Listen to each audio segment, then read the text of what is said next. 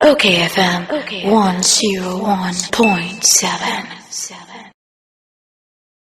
Na yenko rashe bedwani a wogina ho ma Boliga Central woni munyamfo Isaac Adongo na ye ne no entwe enkomo Honorable Isaac Adongo memwache Onye ba ya mejo so na metia no etiefo nyina nyina jo so na bokọ de na na do me na tenten na so yes yo bokọ pa ma me fa wo fi de anano asi e wo Savannah region ansa na ye ba economic aspects no de ohunu ye abrewa 90 years ma me akua dente yabɔ ne bɛyɛ si na boɔ ekunu na moso de ɛyɛ awerɛhoɔ ne sɛ ɔno ane te sɛ ne yɔnko ma ɛna ɛyɛ saade ne tia no ɛna saade we kura no ɛkyerɛ nkɔmɔdi akɔba sɛ yɛ wɔ baabi te sɛ Gambaga witches camp ada Putinga witches camp witches camp na kyerɛ sɛ ɔman no kura na ɛsi agye atum sɛ so obi yɛbɔ ne bɛyɛ a yɛnyini fa ahodie firi nsɛm yɛn camp no baabi na sɛ ebaso obi ibu bie kron de a edi enti na akoye yone kese enkomo yi akokɔ so de wahunu de wate ogi ne sɛn yo asama ya asefem na eno so ekyerɛ mpempenso a Ghana ya ba bedro efise bebi a yegyina na yɛdemna na ɛyɛ adwuma no sɛ wonsako so obi mkwa sɛ wo wiade na wo kye no pefe kra na Only to me say ode mrani shafsem na asotwe a wodin say fata no de ma no eni ti na mra kwaso no ye wo emredi bia ye say wode wonko na ye ko bobom eno kranti na amroba kra wode etuo akon obi kra no so wode no kochina court na oni obi obekeka je no ti say lawyer eye asede say court no epe lawyer say legal aid lawyer krana ye de bema no na wotimi edina ya campaign so bia wo so ye be abeye krai ukogina court a ontimi tu be na mutimi tu obi ebo no on say spiritual matters no o de court a kan ye every say gidie ye mfa gidie eni komo ewo court adia ni hu eni adia etiamra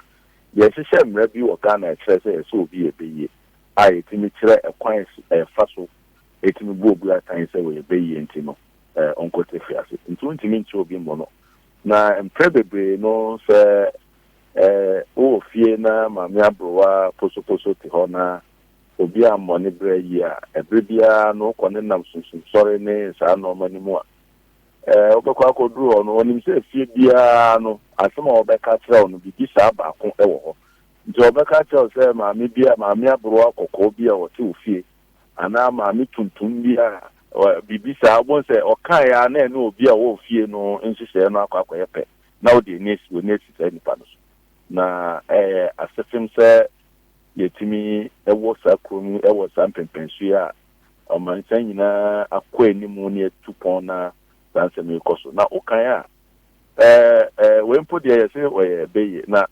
yɛfrɛ ne sɛ Major Mahama kora na ɔno kora na ɔyɛ sojani a ɔyɛ abrantewa kora no yɛtumi to egu no so ɛbo no ekun no ya nti na kyerɛ sɛ ɛyɛ ade a ɛba yɛabrabɔ mu a ɛyɛ sɛ esia no pɛpɛɛpɛ ɔkan sɛ ɛna no bi a nkɔfoɔ bi kɔto gu kɔɔto so ɛma judges kora adwane a yɛyi nkɔfoɔ firi hɔ saa nsɛnsɛm no ne ɛnoɔma ɛkokɔ so otimu sɛ obi a ɔyɛ manhyɛ medwani no akɔgyina beebi no atutuo me sei na bɔgafoɔ moto abama me na ɛndɛ medwen sɛ mewɔ bɔgafoɔ mu a memfili safe na ɛsɛ metutuo dabi o meba o bi a wakɔ Boliga market wɔ baabi a na lɔya bangateɛ no na bi a wokɔ akɔhwɛ sɛ bibi hɔ na waba bi a bɛte zumugu ha na waba baabi a ayi museums wei waba hɔ na wugina wabɔ sɛ boys bi ye wɔma twese ka ɛba so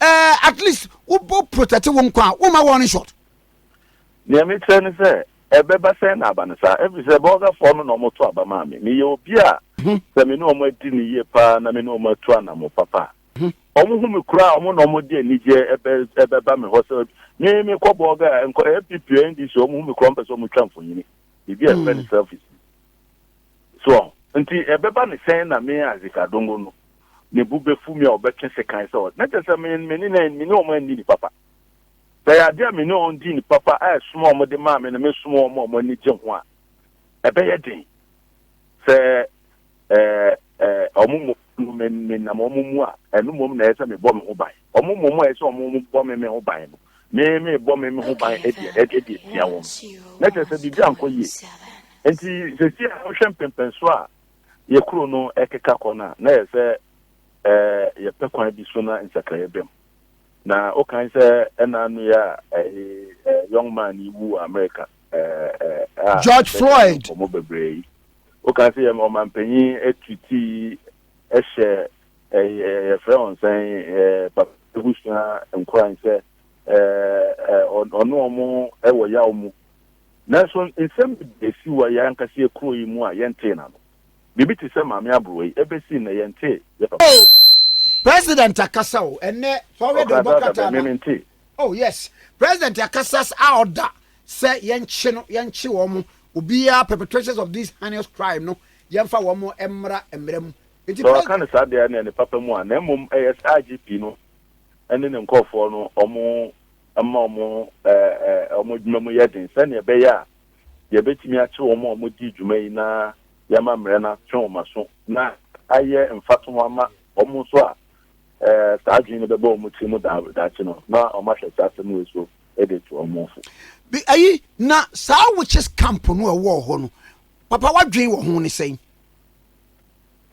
em say adia ba ko e say ye asa e wo yes sia Ghana no say ye social protection program ye e kwan hodo a Ghana ban e fa so ema emwa e ko omo a omo di dem ne omo a omo ye vulnerable omo a anyebi omo ne adwuma ye ne ade a se timi boa on bibi ti se leap ene ne nketa ho no say yetimi fa kwan bi so a yetimi integrate sankofo into communities na ye pe kwan bi a on say amono ni se no obi babro pa na oye oba kokra pa na se ekoba se adaji no sana ye bebi a yetimi ehwe won na ehwe mo apomudin mu omo duane die mu ene omo keka nyina no yetimi hwe won.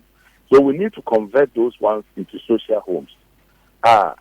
They are not there because they are witches. That they are there because in some instances, we will say yankasa is communal social safety net. A bit to say, yes, abroad they are brought yanana. Ye kumo say. Until we won't say abroad be home or be as well. Nana me ba me ba be chana no na me free. I come to me buy na me hu wacha. Until me buy and me didi me be. You also just say the besho. Sa and she share na ne edit no. Says sia ho atu chima kakra ama sia no obia show no ne yere ne na se ne bushia e ben no na ya de a ewo na ni so bushia no mo atrek aye kase no kra no ebi kwa nipa wo no kra wo ni mo se sa abrabo na ye na manom ya papa nom editaye a na obia show bi so no na nka no se mi chama mi nyine no e kai pasa se mi free nyumra mi didi wie se mi didi kwa na mi free nyumra adia sa na ehum ya yenre ma kira kwan adia sa na mo kwada no mu hum yo e bili ko na ye hwehwe se Isaac wo define omunye hu se enumre no mu hu se na me asumesi ba na namo a omu se asumesi ba fie sa asumesi ni fie na didi e ho so na mdai obeba so na ye nokre e ho so na didi e ho na mdai sa so na asumesi ba so na me nam na ye be fie no obedidi na ade sa enya so na obefa na dusum no mu akofie omu nim so oda ye fie enti ta ama akoye so wo kro no manu so obi aye papa obi aye o maame ene entisa ene obepia bonten na within 30 minutes ufrani di na wantia na oyema so obepie nso ampani ampa na akoye ayira eno na eya dia higher titru pa na ya dia yetimi efa kwa vise openyi dia yeti wane ya minu di ebedu bebi a obeyini no na wo manyina so nyina omobo mo bra o mafi wonchen ko na wona oyere nkwa na oto ebidu kra na wona oyere ankwa nkoduru mpempenso bi kwa ya nkwa na oyere so nkwa na ote na sabre no nkra ni nyina a afi o meja ho sabre no wabre bam sen na wo ba bebo abra okotena oyere ana oba enchen a ɛno nso wɔ ne susuan ɛwɔ ɔma wareɛ mu nti yɛ kwan bɛn na ɛbɛfa so a sɛ kɔdu saa mpɛmpɛnsoɔ no a yɛwɔ social safety net bi a ɛtumi ma saa haw no yɛtumi hwɛ wɔn sɛnea ɛbɛyɛ a sɛnea ɔmo si biro mu yɛni ɛde ma Ghana tumpɔn no ɛkɔdu mpɛmpɛnsoɔ bi a na sɛ ɛkɔba ne sɛ ɔmo nso ɔmo agogo a yɛtumi ahwɛ wɔn sɛnea ɛteɛ a nkɔyɛ sɛ ne mma no a si a ɔmo afiri ɔmo maame nkyɛn no sɛ adwempa bi a ma ɔmo ati ma ɔmo ani antwa nkɔ ɔmo maame na ɔmo papa hɔ a na ɔmo abɛyɛ destitute ama esi kuromfoɔ no afrɛ no sɛ ɔmo yɛ friends and witches. Okay. Na saa asɛm wei na yɛ kɔ akɔte. Na maame mmra nkɔmɔ so ɛ n'ano fotosanfoɔ Honorable Kenoforiata wɔ the media budget review ɛbɛkyerɛ nneɛma ahodoɔ a ɔman yi sika yɛabɔ bra ba bɛduro COVID-19 ho bra abɛduro nipa yɛma a wɔn aduane ne ayɛ sei ɔman deɛ ayɛ akɔ aba yɛ sikasɛm aba ɛsrɛ sɛ yɛhia sei ɛde aka ho mete sɛ ɛhɔ a adeɛ kyere yɛ ana mɔba abɔnten sɛ budget ne biribi anim yɛsan ne ɛyɛ wɔn ne anim sikasɛm wɔ ɛyɛ majority in parliament ne twetwe nkɔmɔ wɔn se parliament ɔde wei nyinaa ba ɛyɛ biribi a ɔde aba deɛ fa education ho deɛ fa health ho deɛ fa wei ho no ɛbɛkɔ committee level ansa na committee no agye to mu a na wɔn ahu deɛ mo de bɛbɛto na wei no ɛtew sɛn wo deɛ agya wonim sikasɛm mu ɛne ho hyehyɛ yo na ɔde baa n'ano no nsɛm bebree wɔ mu a wogye to mu a ɛnyɛ yie ahyɛseɛ no wohwɛ yɛ sikasɛm hyehyɛ no mu no a ɛbere biara yɛde sika bɛdi dwuma wɔ kurom bia na ɛsɛ yɛdwen yɛn naakye ma ho na yɛdwen ɛkwan a yɛbɛfa so a Ghana ɛbɛyɛ ekuropa ama yɛn naakye ma no na yɛankasa nso yɛnya ho mfasoɔ nti sɛ ɛkɔba ne sɛ yɛ sikasɛm ntotoeɛ no yɛbɔ bosia edi egu ha ma nkwaraa no aba abɛtua ne daakye a mpere bebree no asɛdeɛ sɛ etimu sɛ saa sika no dwuma bɛɛ na edi duɔ ɛde kɔ akɔdi a ɛbɛma mpumtu aba sɛnea ɛbɛyɛ a daakye no yɛnkyirima no ba abɛtua koraa na ɔmo anya awerɛhyɛmu sɛ egya akɔ no ogya ma agyapadeɛ wei a saa agyapadeɛ ho sika no na wantumi mpue nwie a me nso meba abɛtua na kyerɛ sɛ nkɔnkɔba sɛ yɛayɛ adwene sɛ yɛfa bronya ho na yɛde awe nkokɔ na daakye yɛn mma no bɛba no na ɔmo nsapan na ɛyɛ guo na kyerɛ sɛ yɛabɔ wɔn ka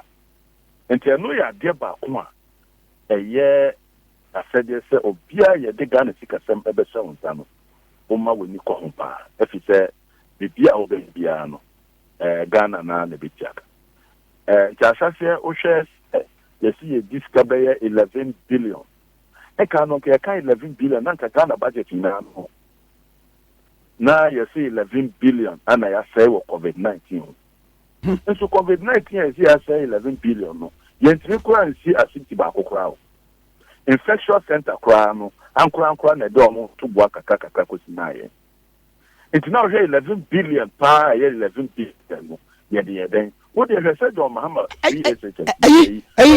honorable ɛno na mimi bi sa ho sɛ wɔn kan sɛ saa deɛ no nyinaa no yɛ na is captured in the Auditor General's report ɛhɔ na yɛbɛhu details no how much was expended nana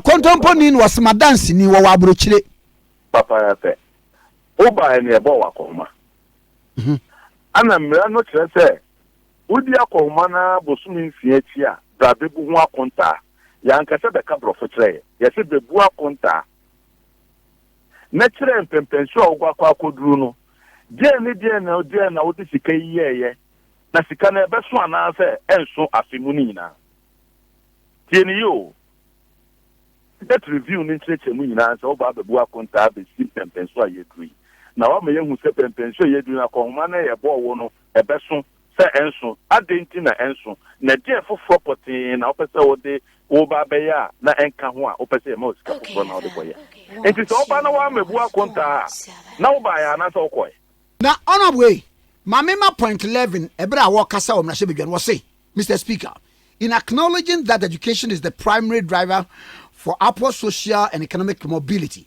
we rolled out a raft of policies measures to improve the opportunities of our people. We invested 3.2 billion to implement free senior high school, resulting in over 1.2 million teenagers being in secondary schools now. For their parents and families, this translated into 2.2 billion in savings. Afeba point 12 now. We have also invested in excess of 1.6 billion in 100,000 jobless but educated young adults, and I've ignored the state with despair. For example, the new NAPCO initiative. When you couldn't baby crowd was saying, Mr. Speaker, from the onset, this government determined that government will be self-sufficient in food production, and planting for food and jobs program would add value to what we produce, as well as create jobs along the value chain under the One District, One Factory program. This has currently over 70 factories in production, with many more under various stages of construction. So far, we've invested 1.85 billion Ghana cedis in agriculture sector, resulting in agricultural growth average about 2.0% between 2014 and 2016 to an average of 5.2 over 3 years. And you couldn't ebiano. Baby boom contact for 2020. Na 2020 no budget cannot catch it. Mouse kapudo bi na fa kokwaye ekuyadwuma. Na o share boss e mouse asika pudo na aduane a ebeba krom ha no ne so eboni ebia aduane body ebe 10 tons 20 tons na eba. Enti yemfasa asika pudo yi mawo. Enti uba na uba be bunkunta ye pese hu se sa 2020 sika na wudi ye no adwuma ye fa ne se ekuayo no ekoanimu sen. So one my ekuayo no se ne ekoanimu sa afiwe. Na ukoka afimiensa bom na uchemu na ubekache se average a. Na je se sa afiwe na ya wo de afie ko yi no aba be twaye ni so ama ye hu sa afi ya ye ma osika no se ne ekosi ana hu ni sa. But almost see, 3 years I conta na ubu achire yo. 2020 ana ubu akonta achire ye. Inti 2020 no ekuayo no pumpio no ejisen o si afi ni ensai no say na tie. Inti afi we na obeji sikapudo no koye adwuma no. Wo de ekoduru hen. Na so what mase? It's you. The one can now ko ka afi ni ensa ensemo a. Wonya nkare. Every says our seniors are a tremuno. You do what you mother that I'm a bobo mother.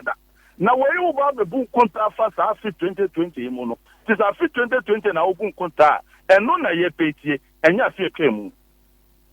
I can't wait there no. Was an average. An average is for a number of years. We didn't give you money to fund average agricultural growth. We gave you money to fund agricultural growth for 2020. So 2020, why is agriculture? And then the APT. One kind one say.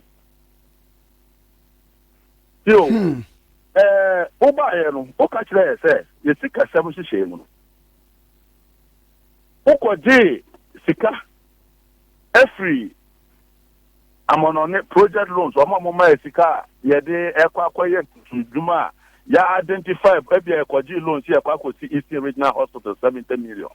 Dan sika na ya jiji ye nyina wuti GBD adwuma sa afiwe mu no o se ano no ye 4.9 billion Ghana to the back Ghana sika mu o sa so say program loans sika okoje no IMF sika okoje no Africa Development Bank sika okoje no World Bank a wo de ye mpumtuduma a wo de adwuma afiwe no eno so ko si 8.2 billion na tie ni yo o de 8.2 billion ekoka 4.9 billion o a wonya sai 8 billion koka 4.9 billion be 12.9 billion. Bro.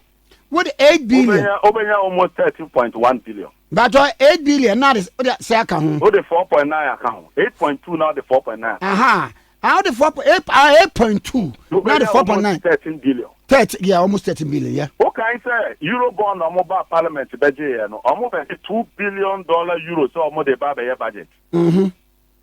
And almost say almost another $1 billion almost the kotua e kadada e da ho e Ghana kai da ho. And you need to see $3 billion. And it's only $2 billion was spent on the budget. And we say, and about 11.4 billion. It's only 11.4 billion, 24 billion on your side. Only 24.7 billion Ghana cedis. And only Sika, Okobo, Bosia Flamon, and Nia, the Bats obey Pumptuma.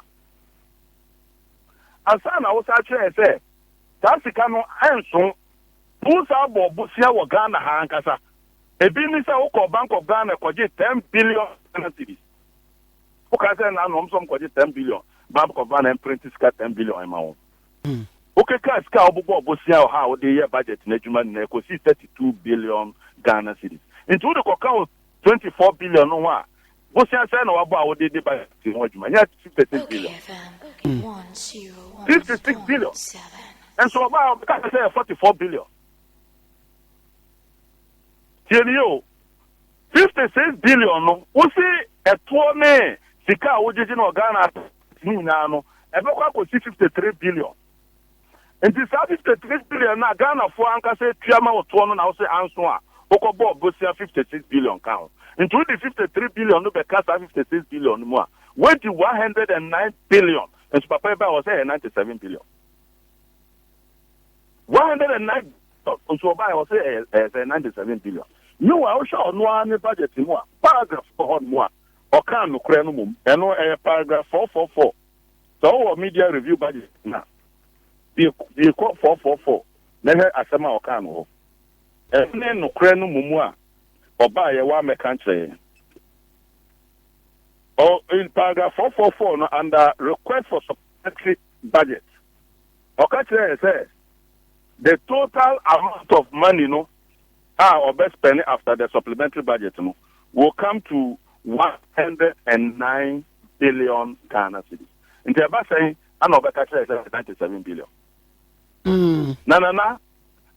That is almost 12 billion Ghana cedis. Wait, you know, on person can Ukraine say. On one document, just go and look for paragraph 444. Okay. And the headline request for approval of supplementary estimate. The last line, 2 lines. Obakacho say 109 billion. Then so also make calculations amaye na. Also every day catch us go for cook data.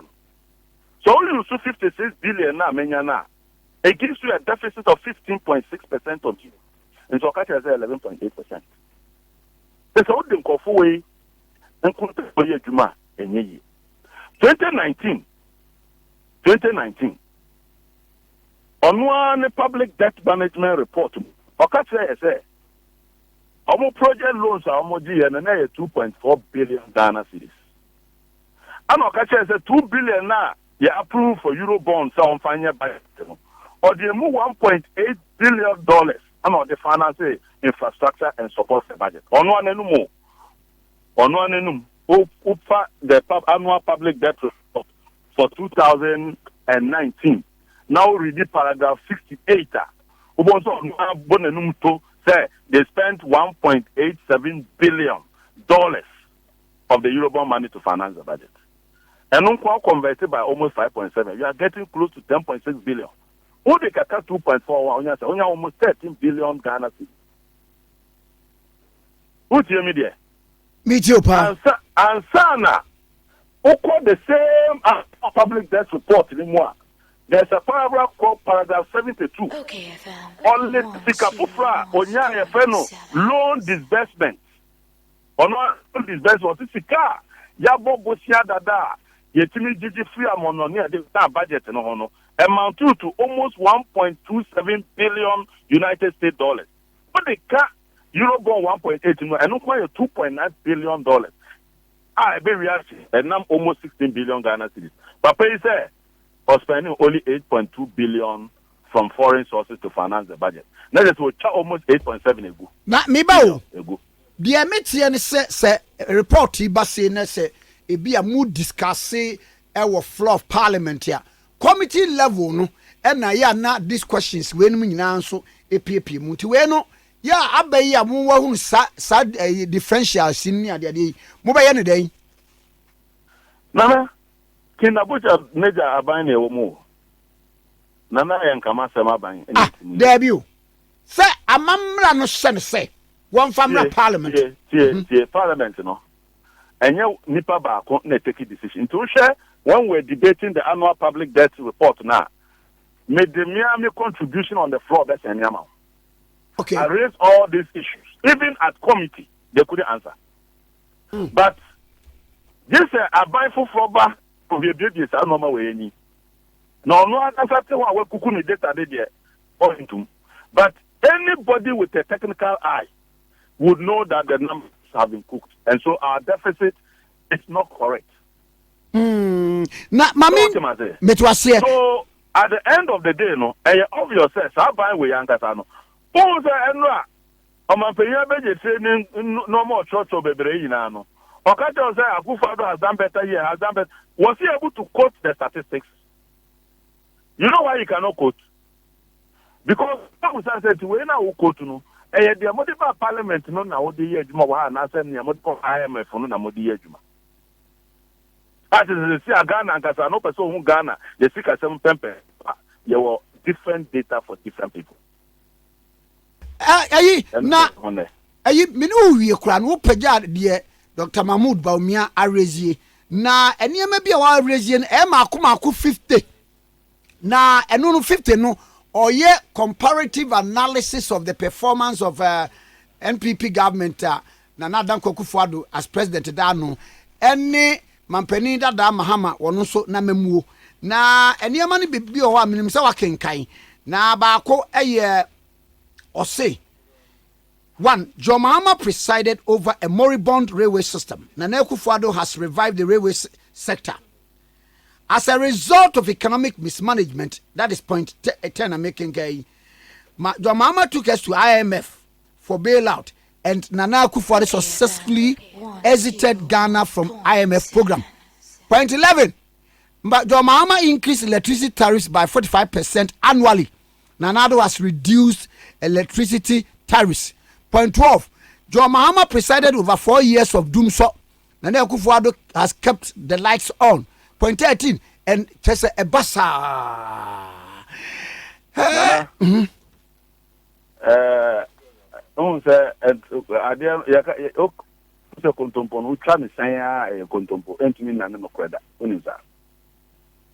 One. And now you are acquiring $1 billion. No, John Mahama they don't quite. And now can say now you are $1 billion for IMF. Yeah, John Mahama they don't quite. Yeah, but say conditionalities be now, Anna. Oh, I don't found IMF. Obosomo na usuro no na woko ni ekwaje yen ekwaye no under a different window, which this window no amokwaye no it wasn't available to us. Nti omokwaye no John Mahama na de onkwaje $1 billion and only one. 2. Nipa na what build a power plant na eno ama power na ebuso no ono anya de na obaye ode cheche free no ono aya de o cheche free no so ko ni me free John Mahama na ono ode stabilization fund na yetimi ebu asika no ebu se that ye kwa hochire mo ye de aboy ho aye almost $200 million obeji mu 1.2 billion Ghana cedis no that John Mahama sika no na odi try na ode ma free no onu momo anya de na wo momo a wo be electricity be ma free wo sa ko John Mahama sika be tia aka no wo momo na wa ya de omo kire me Dr. Akufo-Addo ne Bawumia 1 kilo DDC so near to us be also because see they grew industrial sector na industrial sector what you here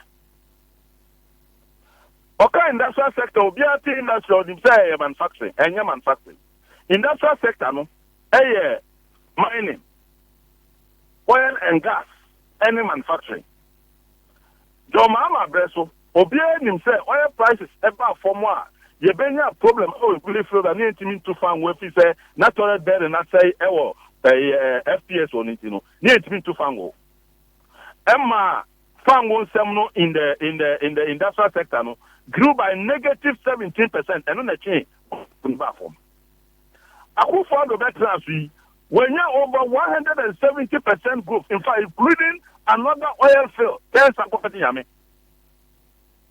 Mumuta Bawumia say on Akufo-Addo ne $1 our invest in oil sector edi grow oil and gas.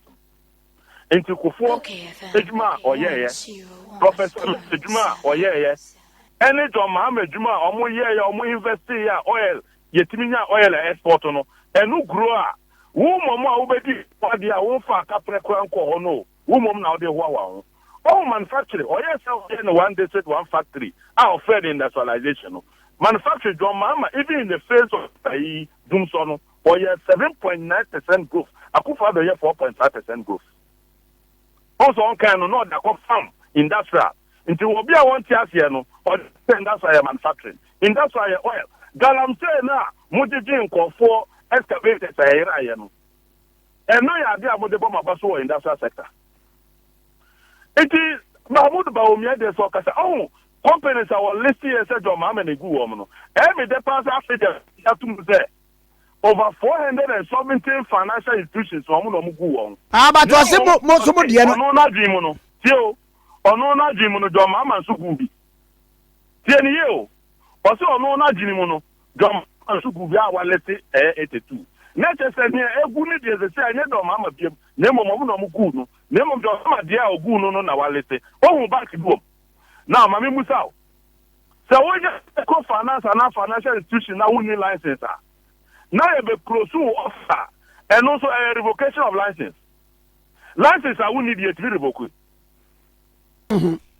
License, I will need no. Debbie, you can't put nothing on nothing. Exactly so. And there is a former deputy governor of the central bank.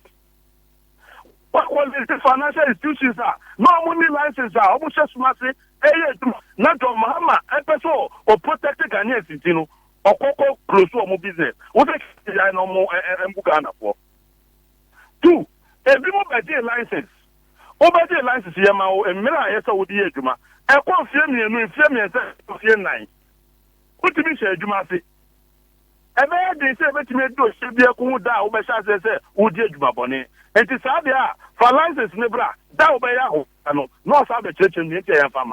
And no, Bonnet. I see. Mammy Musa say, they say a Bank of Ghana, no. Yeah, what your Mama Bank of Ghana, and they walk for the Bank of Ghana now. Mumina, Bibia, Busa question, Baku. Debbie, you want your Bank of Ghana and they walk for the Bank of Ghana. Nina Bank of Ghana Bakupe. Now then, the same Bank of Ghana, a good national institutions be. And they will be a come. Not a special or said your Mama go on bank apart from DKM. Niaka in a customer so almost more by Johnson Bank of Ghana. And fear me and say any true. Yantis of way so more customers, so many customers. Obiama Bank of Ghana so bedi. Tienio. Nema mudia ugu ni nanu.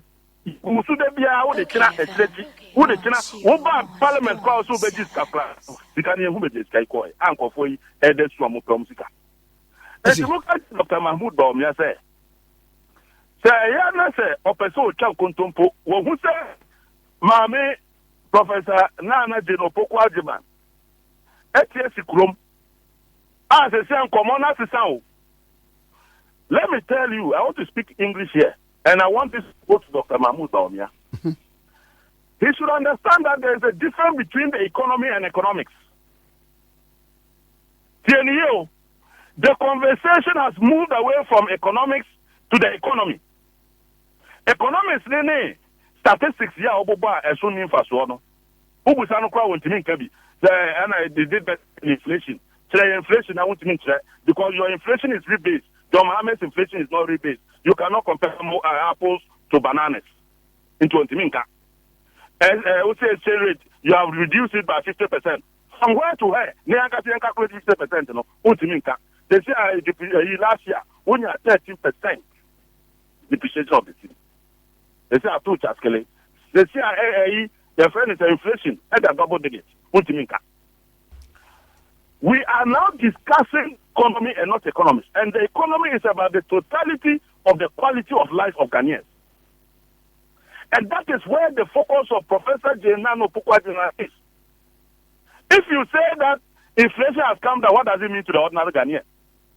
So she's saying, now we want to focus on the quality of life of Ghanaians, which is the economy and not economics. And Dr. Bawumia Wakechre, Oh, yeah, no, being to be na original Nabacoso. Nana original so wobble. And no economics. No. Mati. Economics no so. It's Nana said, we are now going to look at how to look beyond the educational numbers to quality of education. That is the economy. She is saying that we are going to look at inclusiveness. That is the quality of life of the people. That is the economy. She is saying that the first door for women has been opened for her, and she will keep that door for many more women to enter into leadership and improve their quality. That is the economy. She is saying that we are going to give free primary health care into Obia Oko, Ayasa, Sabia Oko, Ayasa, Ewo, Chip Compound, Oko Ayasa, Ewo Health Center, Oko Ayasa, Ewo Polyclinic, Oko Ayasa, Ewo District Hospitals. These are primary health care providers. John Mama ne, Yamami said, they do very free. Omo children work quality bebre no benya Ayasa, Omo quality of life, which is economy, to improve. And John Mama is saying that we will look at each of these facilities, their caseload. I feel how many malaria now treat here, how many way now treat here, how many way now treat here. Nina Neka Kosi saying they are creating what we call a capitation grant to fund these hospitals to deliver them for free and to get medical care. Yeah. That is the economy. Listen, let me finish. Okay. That is the economy. I want people to understand that Dr. Mahmoud is standing on one leg, which is economics. We have moved away from there. And if she cannot debate Pastor Jenna no Pokwajiman, she rather shut up. The woman is saying that she's going to engage in aggressive gender mainstreaming, which will improve the quality of women. That is the economy. Okay, so Okamamia, she's going to focus on those type of women. That is the economy and not inflation, which is economics. And so Dr. Mahmoud Bawumia must begin to learn to reorient himself. The 2020 election is going to be about the economy and not economics. And I want to challenge Dr. Mahmoud Bawumia and Akufo-Addo that Dr. Mahmoud Bawumia, for once, should stand before the microphone without a paper in front of him and speak the way the woman spoke. And I will resign from politics. I see. Yeah, Adongo. Akufo-Addo, say any movie na ye champo ni a record ni a edit ya awa ye tia ho no a tia ho no ye ati move Ghana biem be jina ye nim native person e odi komot say the way John Mama trawa all fire now be on say we ni nipa da adwin mu ta he is on top of his brief. Okay. And if you are not on top of your brief, 2020 is not going to be about the usual talk about economics. It's going to be about the economy. And Professor Jenna no Pukwajiman is a trump card for him to follow. Okay. Medasa no pay. Miss Medas. Okay, 101.7 studio. The Munyam for Isaac Adongo, MP for Balga Central, NDC Dimuni and Action Common. OKFM 101.7.